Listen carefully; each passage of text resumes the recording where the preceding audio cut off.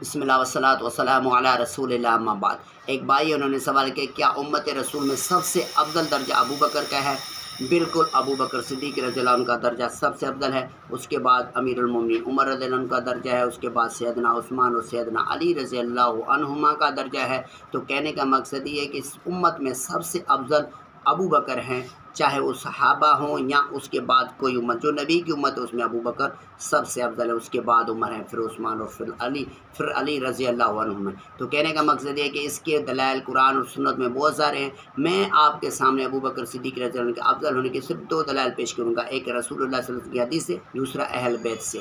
یہ حدیث صحیح بخاری میرے سامنے پڑھی ہوئی ہے۔ رسول اللہ صلی اللہ علیہ وسلم نے فرمایا لو كنت متخذا خلیلا اتخذت ابا بکر ولکن اخی و صاحبی۔